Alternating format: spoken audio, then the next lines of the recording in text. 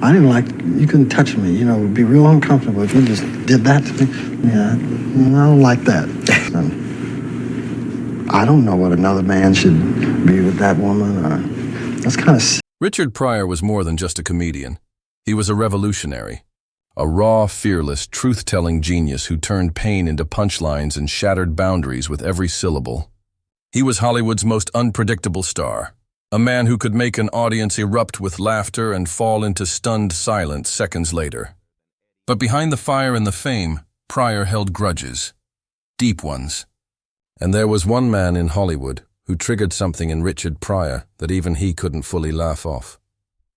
A fellow icon, a so-called ally, who, beneath the surface, represented everything Pryor despised: dishonesty, ego, and a hidden racism that Pryor could smell from a mile away. For decades, fans speculated. Rumors flew. Studio insiders whispered. But Pryor stayed quiet, publicly, until now. Now the truth has finally come out. Letters, interviews, and the accounts of those closest to him reveal a grudge so intense it nearly derailed careers. This is the story of the man Richard Pryor utterly hated, and the reason why will shock you. To understand the full weight of Richard Pryor's hatred for Chevy Chase, you have to understand Hollywood in the 1970s and 80s. The so-called golden age of comedy was also a golden age of backroom racism, unchecked egos, and a system that routinely chewed up black artists while rewarding white mediocrity with superstardom. Pryor was raw and brilliant, but he was also erratic. He said what others were afraid to say. He tore into America's racism, addiction, poverty, and hypocrisy. And he made people laugh while he did it. But behind the laughter, he was a black man navigating a world built to destroy him. Hollywood didn't want him to be angry. They wanted him to be funny, safe, palatable. Chase, on the other hand, was everything the system adored: educated, clean-cut, white. His arrogance wasn't seen as a problem, it was charisma. His smugness was branded as clever, and when Pryor saw Chase rising through the ranks without ever truly risking anything, never baring his soul, never speaking hard truths, it infuriated him. In private, Pryor described Chase as the most arrogant motherfucker I ever met. The anger wasn't about one sketch or one insult. It was about what Chase represented to Pryor: the smiling face of an industry that used black talent for flavor, but handed the real power to white entertainers who played it safe. And then came the comments that pushed Pryor over the edge. Over the years, Chevy Chase made several offhanded remarks in interviews that sounded like jokes but cut deep. He once described Pryor's comedy as angry and messy, while calling his own brand smarter. He also reportedly told a journalist that Pryor was too militant to last, and described him as a cautionary tale for comics who think truth is more important than timing. Pryor heard these things. He always heard. Friends say that even when he wasn't speaking publicly, he was watching, and he was boiling. Paul Mooney, Pryor's closest friend and collaborator, once said, "Richard didn't just hate Chevy Chase, he studied him. He knew who he was behind that grin, and he didn't like it." Mooney later revealed that Pryor felt betrayed by how often Chase was allowed to mock race without truly confronting it. He used racism as a punchline, Mooney said, but Richard lived it. That's the difference. Pryor didn't just want to be funny, he wanted to change things. And to watch someone like Chevy Chase, who never addressed the pain of the black experience, be celebrated while black comics were labeled too political or too angry, it made him sick. And it wasn't just personal, it was systemic. Pryor reportedly said during one heated rant in the early 80s, "They want to laugh at our pain, not with us. And Chevy gives them permission to laugh without ever understanding." That's what made the hatred feel so permanent. Chase wasn't just a man Pryor didn't like. He was a symbol of the very system Pryor had been fighting his entire life. And unlike other feuds that fizzled or were forgotten, this one only hardened over time. Even as Pryor's health declined, even as Parkinson's disease stole his voice and his energy, even in the silence, the resentment remained. Chase, meanwhile, rarely acknowledged Pryor beyond their infamous SNL sketch, and when asked years later whether they ever reconciled, his answer was short. "Not really. We didn't mix well. That was it. No apology, no reflection, just a shrug. For Richard Pryor, that said everything. As the years wore on, Richard Pryor's health began to deteriorate, but his memory remained sharp, especially when it came to those who had wronged him. By the late 90s, Parkinson's disease had taken its toll. He could no longer perform. His speech was slurred, his body frail. But even in this vulnerable state, when asked in interviews about people he regretted working with, one name always surfaced: Chevy Chase. To most outsiders, it might have seemed petty to hold a grudge for decades over a sketch and a clash of egos. But Pryor's resentment was never about a single moment. It was about the cumulative weight of being disrespected, sidelined, and misunderstood by people who had the privilege of not caring. While Chase cruised through Hollywood as a comedy darling, even after burning bridges and being labeled difficult himself, Pryor's missteps were treated like sins. One got second chances, the other got scars. Pryor was labeled a troublemaker for speaking truth to power. Chase? Oh, that's just Chevy being Chevy. That double standard stung. It wasn't just hypocrisy. It was racism wearing a tuxedo, smiling for the camera, laughing all the way to the top. The saddest part? Pryor had once hoped that comedy would unify. He believed that laughter was a bridge. But in Chevy Chase, he saw someone who used that bridge to walk over others, not with them. And he couldn't forgive that. Friends recall how Pryor would get visibly upset when Chase's name came up, especially later in life. He'd shake his head, mutter, "phony," or simply go silent.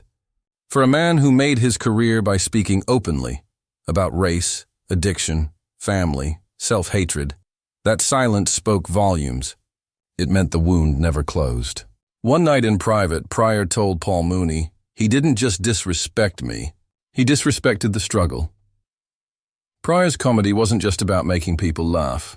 It was a form of protest, of survival. His pain was on full display every night he took the stage. He bared his soul, and for that, he expected others to do the same, or at the very least, to respect it. Chevy Chase never did, and in that lack of acknowledgement, in that refusal to reflect or reconcile, Pryor found all the justification he needed to carry that bitterness until the end. If this story of betrayal and unspoken resentment has opened your eyes, take a moment to like, subscribe, and leave a comment below. What do you think really happened between Pryor and Chase? Was it ego, race, or something deeper? Your thoughts help keep these powerful stories alive, and your support helps us tell the ones Hollywood won't. Pryor's grudge wasn't just personal, it was generational.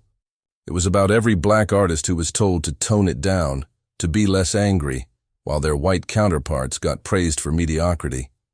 It was about every studio executive who laughed at the sketch but never cared to understand the message behind it. It was about a system that used Pryor's brilliance when it was convenient, but turned its back when he spoke too much truth. And in Chevy Chase, Richard Pryor saw all of that, and he never stopped seeing it. As Richard Pryor's body weakened and his voice faded due to Parkinson's, those closest to him say he became more introspective. His legacy was already cemented. He had shattered barriers, redefined stand-up, and inspired generations of comedians, from Eddie Murphy and Dave Chappelle to Chris Rock and beyond. But privately, there were still ghosts that lingered. Some were personal, the self-destruction, the fires, the addictions. Others were professional, the betrayals, the racism, and the people who pretended to be allies but treated him like a stepping stone. And at the center of that emotional storm stood one man, Chevy Chase. Though Pryor no longer had the energy to speak publicly about him, friends and family confirmed that his feelings never softened. There was no last-minute forgiveness, no public reconciliation, nothing. And perhaps that's what makes this story so haunting. Because in the end, Richard Pryor died still wounded. Not just by disease, but by disrespect. By the knowledge that someone who had once stood toe-to-toe with him on live television had walked away untouched, unaffected, and unrepentant. Chevy Chase, for his part, never offered a sincere apology. In interviews, he dismissed the feud as overblown. When asked if he regretted his interactions with Pryor, he dodged, changed the subject, or gave cold, half-hearted answers. There was no reflection, no humility, just silence, or worse, smugness. To Pryor, that was the final insult. Not that they clashed, but that Chase never acknowledged the why. Never tried to understand what that sketch meant to a black man standing under hot lights, surrounded by white writers, expected to smile through racism for laughs. Pryor wasn't just playing a role that night. He was reliving trauma. And Chase, knowingly or not, leaned into it, laughed through it, benefited from it.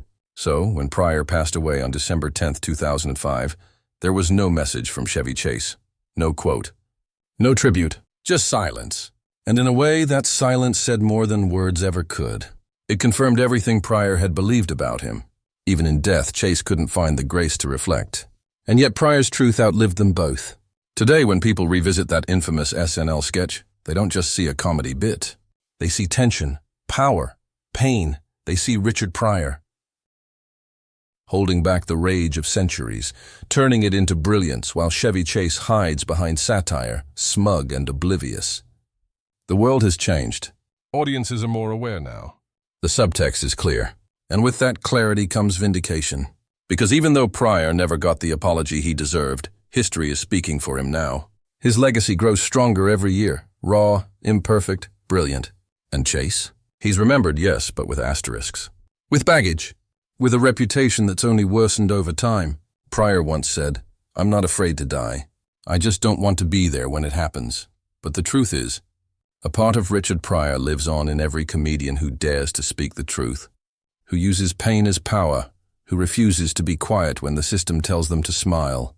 And his feud with Chevy Chase, while never resolved, remains a symbol of something bigger. It's not just about two men. It's about a system that rewards silence and punishes honesty. A system that's only just beginning to reckon with its past. In the end, Pryor didn't need closure. He was the closure. He saw through the performance. He named it. And though it cost him peace, it gave the rest of us truth. That is the heartbreak. That is the legacy. That is Richard Pryor. It was 1975, and NBC's Saturday Night Live was still finding its legs. The legendary sketch show was pulling together an ensemble of comedic brilliance. John Belushi, Dan Aykroyd, Gilda Radner, and a young, lanky comedian named Chevy Chase. Chase was cocky, fast-talking, and rising quickly as the show's breakout star. Then came the guest host for that week, Richard Pryor. Already a legend in his own right, Pryor was electric. He didn't do polite. He didn't water himself down for anyone. And from the second he walked onto that SNL set, the tension between him and Chevy Chase was visible. Their comedic styles couldn't have been more different. Pryor worked from the gut, from trauma, honesty, and razor-sharp satire about race and class in America. Chevy Chase, meanwhile, came from privilege and played characters with smug detachment, often relying on sarcasm and slapstick. But it wasn't just their styles that clashed. It was who they were. Pryor saw something in Chase that made his skin crawl. He once said, "There's something about that dude I just don't trust." The now infamous word association sketch that aired that night is still hailed as one of SNL's greatest moments. On the surface, it's hilarious. Chevy Chase plays an interviewer shooting rapid-fire words at Pryor, whose responses become more intense as the words turn more racist. It climaxes with Pryor firing back with the slur honky after Chase drops the N-word. The audience roared. Critics praised it. But behind the scenes, that sketch wasn't comedy. It was confrontation. Pryor reportedly didn't want to do it at first. He felt it was exploitative. He knew the power dynamics on that set. Chevy was the rising star, the white comic with institutional protection. Pryor, he was the outsider, the dangerous black comic they brought in to boost ratings. Lorne Michaels had to convince Pryor to go through with it. He did. But after the taping, the atmosphere soured even further. Pryor walked off the set, refused to take photos with Chase, and told a crew member, "That man ain't real." He hides behind a smile. From that moment on, the feud was set in stone. And over the years, it only deepened. Chase would go on to greater fame with Caddyshack, Fletch, and National Lampoon's Vacation.